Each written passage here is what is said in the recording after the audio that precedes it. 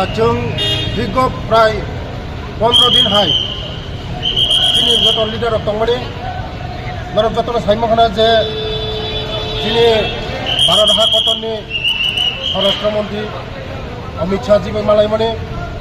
जोंनि संगठन मंत्री BL सन्तोष मालाय माने जोंनि भारत हादरनि परराष्ट्र मन्त्री मालायै जोंनि त्रिपुरानो विभिन्न इस्यु तैयै जों पद सालायगा बसकांगो ADC इलेक्शन तैयै मेन जोंनि मुद्दा हाखाय बसकांगो ADC इलेक्शन वो इलेक्शन तैयै जों पद सालायगा बसकांगो जोंनि सरकार फायमानि परानो 125 एमेन्डमेन्ट बिल जों सरासरि जों तुमनाय जोंनि ADC नो जों तेबो मेन पावर जोंनि ADC नो तेबो जोंनि तेबो गाहाम खायै जोंनि सरकार फायमानि परा जोंनि पावर नो खायै डायरेक्ट फंडिंग व्यवस्था खायनाय बसकांगो जोंनि त्रिपुरा में जे मानथाय जोंनि त्रिपुरा में दीर्घ 35 बছর बामफ्रम सरकार दीर्घ कांग्रेस सरकार जे माया दंमोन जोंनि त्रिपुरा जे वंचित दंमोन जों दाबो जोंनि त्रिपुरा गोजौनि लामा दिगो थां दङ जोंनि बर' दीर्घ दिन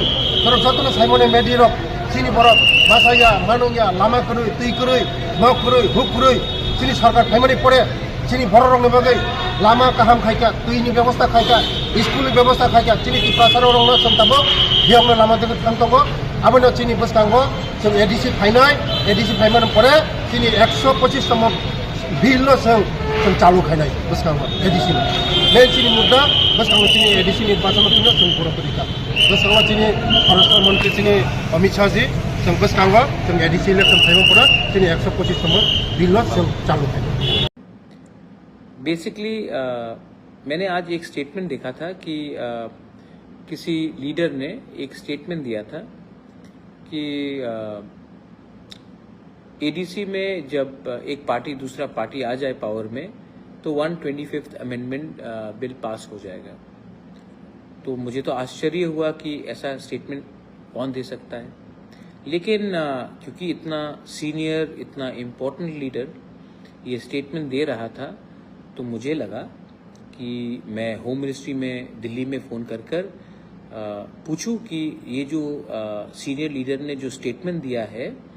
कि अगर एक पार्टी पावर में आ जाए तो 125th अमेंडमेंट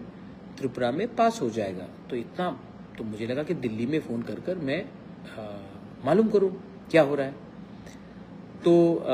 मैंने दिल्ली में फ़ोन किया एंड जब मैंने फ़ोन किया तो होम मिनिस्ट्री में जो टॉप ऑफिसर्स होते हैं ऑफिशियल्स होते हैं मैंने उनको फ़ोन किया कि भाई एक बहुत सीनियर इम्पोर्टेंट लीडर ने ऐसा स्टेटमेंट दिया है एयरपोर्ट के बाहर दिल्ली से आने के बाद, इसमें कुछ सच्चाई है कि नहीं। तो होम मिनिस्ट्री के जो ऑफिशियल्स हैं ऑफिसर्स हैं उन्होंने कहा कि ऐसा कुछ नहीं है भाई। दे वर शॉक्ड। उन्होंने कहा कि अरे ऐसा कैसे हो सकता है, ये तो सिर्फ त्रिपुरा के लिए नहीं है, ये तो बोडोलैंड के लिए है, कार्बी आंगलोंग के लिए है, दिमासा हसाओ के लिए है, चाकमा डिस्ट्रिक्ट काउंसिल के लिए है, लाई के लिए है, लारमा के लिए है, खासी हिल्स के लिए है, गारो हिल्स के लिए है, जयंतिया हिल्स के लिए और TTADC के लिए है। तो ये सिर्फ त्रिपुरा के संग कैसे हो सकता है, बोडो के लिए है। तो मैंने कहा, उन्होंने तो एक स्टेटमेंट दिया तो इन्होंने कहा कि ये तो एकदम मतलब कि बेबुनियाद स्टेटमेंट है, आप इसको सीरियसली ना लें। तो मुझे लगा कि मैं अपने लोगों को, क्योंकि इतना जब बड़ा लीडर इतना सीनियर इतना मतलब कि हाई रैंकिंग लीडर ऐसा स्टेटमेंट दे सकता है तो हमें तो क्लैरिफाई करना चाहिए। तो मैंने ये बात उनसे दिल्ली से बात करके मुझे लगा कि इतने रात में भी आपको क्लैरिफाई कर दूं कि ये इलेक्शन से लिंक नहीं है और ये जो 125th amendment bill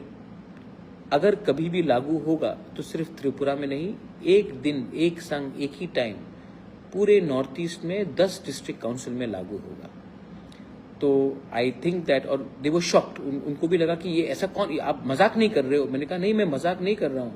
home ministry के ऑफिसर्स को मैंने कहा मैं मजाक नहीं कर रहा हूँ, आप ये देख लीजिए, उनका ये स्टेटमेंट है। तो वो भी बोले कि नहीं ये तो बहुत मतलब कि रॉन्ग स्टेटमेंट है और आप इसको सीरियसली मत लीजिए। तो बस मुझे लगा कि हमारे जो तिपरासा हैं, जो बहुत लोगों को लगता है कि हमारा जो तिपरासा है ना, ये बहुत मतलब कि जो 1970 का जो तिपरासा था, 1980 का जो तिपरासा था, जो गांव में रहता था, जो 1990 में था, वो मतलब कि जो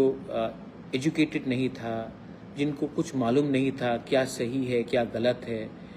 बहुत लोगों को लगता है कि वो तिपरासा आज भी 2025 में वैसे ही तिपरासा है। लेकिन मैं इन लोगों को एक बात बोलना चाहता हूँ कि आपको शायद लगता है कि तिपरासा बेवकूफ़ है, पहले जैसा मासूम है, नादान है, उनको मालूम नहीं है। लेकिन आपको ये लगता है कि तिपरासा बेवकूफ़ है, लेकिन जब ऐसा स्टेटमेंट्स आता है तो बेवकूफ़ तिपरासा नहीं लगता है, बेवकूफ़ आप लगते हैं। आप सबके सामने बहुत मतलब कि you look very silly, you look like